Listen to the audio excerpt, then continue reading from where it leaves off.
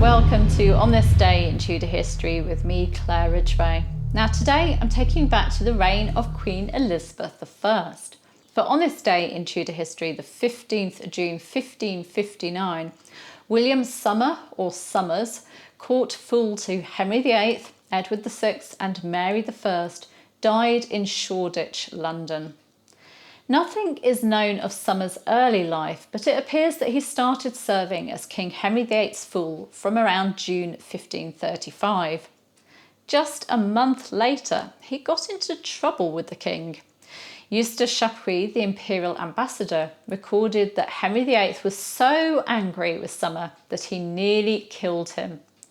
He, the other day, nearly murdered his own fool, a simple and innocent man, because he happened to speak well in his presence of the Queen and Princess, Catherine of Aragon and Mary, and called the concubine Ryewold, whore, and her daughter bastard. He has now been banished from the court and has gone to the Grand Esquire, who has sheltered and hidden him. And by the way, the Grand Esquire refers to Sir Nicholas Carew, Chief Esquire of the King. Fortunately for Summer, he managed to work his way back into the king's favour, and he would often take part in disguisings and also performances with the choir, although it's not known what his role was in this. After Henry VIII's death, he went on to serve King Edward VI and also Mary I. He attended Elizabeth I at her coronation in January 1559, but seems to have retired after that. And he died on the 15th of June and was laid to rest at St Leonard's Church, Shoreditch in London. Historian J.R. Mulrine wonders if the mention in Robert Armin's 1600 work Fool Upon Fool of Summer having a tendency to suddenly fall asleep points to Summer having some kind of condition or illness, perhaps one that was progressive. William Summer can be seen in the family of Henry VIII painting, which hangs at Hampton Court Palace. Look at the man standing in the archway on the right.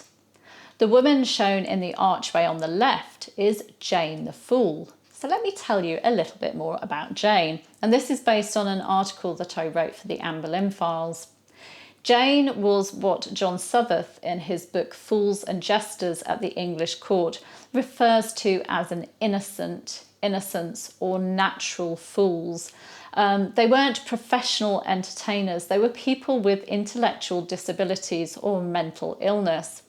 Very little is known about Jane. We don't know her full name or where she came from. However, we do have records of her serving Anne Boleyn, Catherine Parr and Mary I when she was princess and queen. From the Queen's Reckoning, the list of debts owed by Anne Boleyn at her death in May 1536, we know that Anne paid for 25 yards of caddis fringe, murrey colour, delivered to Scut her tailor, for a gown for her Grace's woman fool, and a green satin cap for her. We know that Jane joined Princess Mary's household after Anne's execution, because Mary's privy purse expenses have frequent mentions of Jane the Fool from December 1537.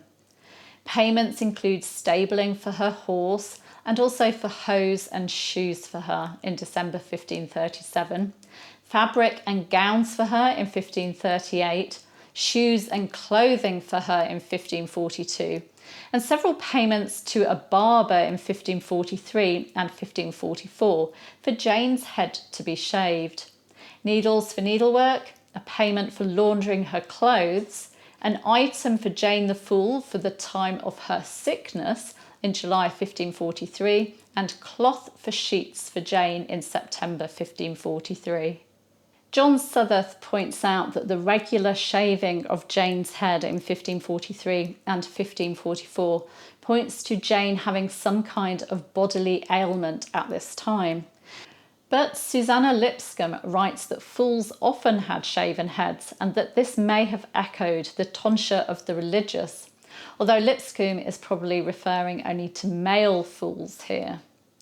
In 1544, Jane joined Catherine Parr's household, which also included Catherine's male fool, Thomas Brown. In October 1544, in a list of payments to Thomas Beck for items for the Privy Chamber, are 3 geese for Jane Fool, 16 pence, hemp seed for the parrots, 16 pence, cream, 4 pence, wool, 6 pence, mending the parrot's perch, 4 pence, 3 gallons of milk, 12 pence, 2 gallons of cream, 8 pence, borrowing of vessel occupied for the Queen at Otford, 6 pence, cream at Leeds, 2 pence, and a hen for Jane Fool, 6 pence. And John Southers surmises that the Queen kept Jane occupied by providing her with a little flock of poultry to look after in a corner of the Privy Garden. There is also mention of 2 gowns and 2 kirtles for Jane the Queen's Fool in a warrant to the Great Wardrobe in June 1546. Jane then disappears from the records until Mary I's reign, so perhaps she joined Mary's household when King Henry VIII died and Edward VI became king. There are frequent mentions of Jane in Mary's expenses from 1553 to 1558. And Southers points out that the number of gowns and accessories ordered for Jane is greater in number than those for any other person bar the Queen herself, and that she's always referred to as Jane our Fool. It appears that Mary doted on her. The payments don't only cover fabric and clothing. Records show that Mary also rewarded 2 women for helping Jane with an eye ailment, one for healing her and one for housing Jane while she recovered. It's not known what happened to Jane after Mary's death, but she doesn't appear in the records in Elizabeth I's reign.